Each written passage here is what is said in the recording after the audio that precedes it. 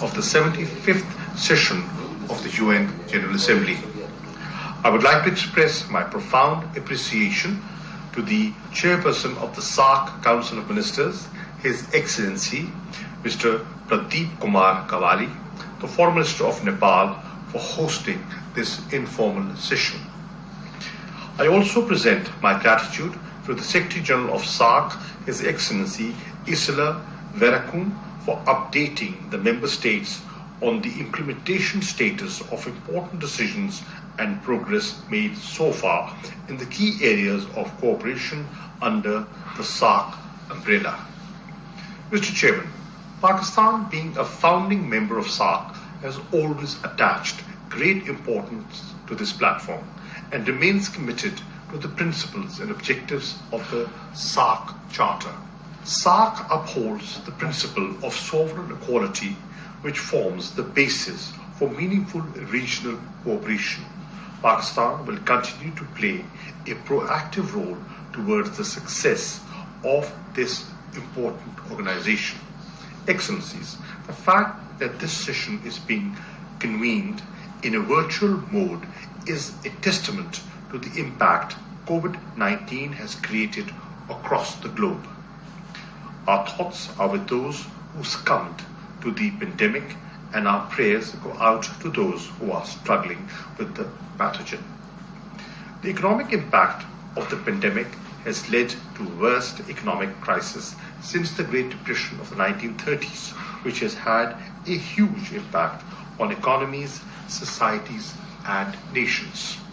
Excellencies, Pakistan has been successful in containing and controlling the virus by following a comprehensive strategy of smart lockdowns, tests, tracing, and quarantine. Our efforts in finding a balance between lives and livelihoods was helpful in mitigating the impact of the pandemic. We have provided state support to the vulnerable segments of the society through the Prime Minister's $8 billion relief package. The Prime Minister also constituted a volunteer task force of 1 million youth dedicated to provide support for monitoring and data collection and to assist administration in enforcement of SOPs. Many of those rendered out of work due to lockdowns and slowing down are being re-employed in our ambitious 10 billion tree tsunami projects. Similarly, to strengthen the resilience of our healthcare system, Pakistan's preparedness and response plan worth $595 million has been launched. The pandemic has exposed the weaknesses of healthcare systems around the world. Particularly in the developing countries, it is a challenge as well as an opportunity at the same time to remodel and develop our medical systems. While taking advantage of this opportunity, Pakistan manufactured its first own ventilator machine. Although Pakistan may have controlled the pandemic within its boundaries, we believe that a regional approach is needed to stop the spread of COVID-19 and save lives and livelihoods of the people of South Asia. For an effective regional approach and regional coordination, Pakistan hosted the SAARC Health Ministers video conference on the 23rd of April 2020 to develop a regional response to fight the pandemic. Pakistan has also provided an opportunity for all members states to learn from each other's successes and experiences. Mr. Chairman, Prime Minister Imran Khan has also appealed to the world leaders, leading financial institutions, and the UN Secretary General for launching of a global initiative for debt relief to provide much needed relief to the developing countries currently faced with worsening financial meltdown due to the pandemic. The appeal has been successful, and the fiscal space thus made available will be helpful in meeting the urgent needs of developing countries to deal with the challenge. Excellencies, our common challenges including global health pandemic, food insecurity, locust invasion, and climate change, need a regional approach. For that, SAARC needs to renew its focus on these challenges so that it can be institutionally better prepared to counter these challenges should they arise in the future. Mr. Chairman, the pandemic has had the greatest impact on the most vulnerable segments of our society, and it has also affected the development agendas of governments. Whereas it may be instinctual to take an inwards-looking approach at the times of crisis, the development needs of the people of South Asia can only be fulfilled by pooling resources and taking a regional approach. In this regard, Pakistan is ready to contribute and play its part. Mr. Chairman, I would also like to invite the attention of the esteemed participants to the overall performance of SAARC during the last more than 3 decades. SAARC embodies the hopes of the peoples of South Asia. However, its impact on the lives of the people has not lived up to our collective expectations, despite horizontal growth of the organization and its bodies. The efforts need to be more focused, result-oriented, and in cooperation with more nations and international and regional organizations.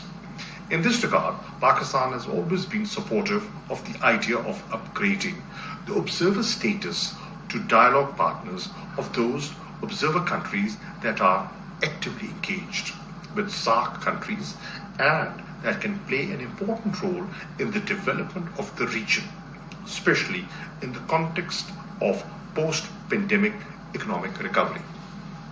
Our region, being a huge consumer market, offers immense opportunities for regional trade in goods, services, and investment. The collective area and population of SAARC region makes us one of the largest regional organizations in the world. The demographic dividend in South Asia is unique, where a large segment of our population comprises energetic youth, making us the biggest market for human resource. Abundant natural resources are untapped, waiting for our shared commitment for exploration. Excellencies, peaceful resolution of outstanding disputes is a prerequisite for achieving development, economic growth, poverty alleviation, and social uplift of our masses. In this context, we strongly emphasize the importance of faithfully following the UN Charter and implementing the UN Security Council resolutions. We must strongly condemn and oppose any unilateral or illegal measures to change the status of disputed territories in violation of UN Security Council resolutions. Such unilateral measures run counter to our shared objective of creating a regional environment of enmity and cooperation, and they must be opposed resolutely. Excellencies, it is our duty to ensure the protection of the people's basic rights and fundamental freedoms. I urge the Council members to take cognizance of systematic human rights violations of the people suffering from long-running disputes and ensure their protection. Excellencies, the Member States must also work together to strengthen the organization and its bodies in accordance with the principles and spirit of the SAARC Charter. In this regard, the South Asian University demands special attention, where reports of corruption and mismanagement have surfaced in international media. The SAARC was established to promote regional cooperation among the member states, while the epics and regional bodies continue to play a central role in achieving that goal.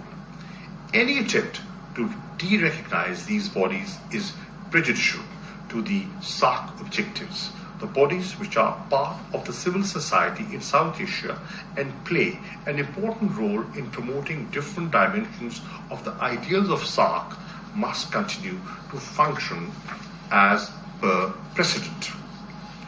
Any decision on the subject rests solely with the member states. Mr. Chairman and Excellencies, in the spirit of regionalism and as part of Pakistan's commitment to SAARC platform, I would like to reiterate Pakistan's willingness for hosting the 19th SAARC summit at Islamabad at the earliest. We hope that the artificial obstacles created in its way would be removed and SAARC would be enabled to function as an effective instrument of regional cooperation. I thank you. SAARC की कामयाबियों के लिए पाकिस्तान अपना मुतहर्रिक किरदार अदा करता रहेगा। पाकिस्तान ने टेस्टिंग, ट्रेसिंग और क्वारंटीन की पॉलिसी पर अमल पैरा होकर कोरोना पर काबू पाया। पाकिस्तान में स्मार्ट लॉकडाउन और एहसास कैश प्रोग्राम के जरिए अवाम को रिलीफ दिया गया। कोरोना आलमी सतह पर बड़ा चैलेंज है जिसने आलमी सतह पर तब्दीलियां पैदा की हैं। आलमी मालियाती इदारों को तरक्की पजीर ममालिक के लिए रिलीफ फराहमी पर तवज्जो देनी चाहिए ताकि पोस्ट पैंडेमिक इकनॉमिक रिकवरी में हायल मुश्किलात कम हो सकें। अक़वाम मुत्तहिदा के चार्टर के तहत बैनुल अक़वामी सतह पर हल तलब मामलात का मुज़ाकरात के जरिए पुरअमन हल यकीनी बनाया जाना चाहिए। मुतनाज़ा इलाकों की हैसियत को तब्दील करने की यकतरफा कोशिशों की मजम्मत करते हैं। सार्क वज़रा कॉन्फ्रेंस से वज़ीर ख़ारिजा शाह महमूद कुरैशी वीडियो लिंक खिताब कर रहे थे, जो आपने मुलाहिज़ा किया। PTV न्यूज़ से ये थी ताज़ा तरीन।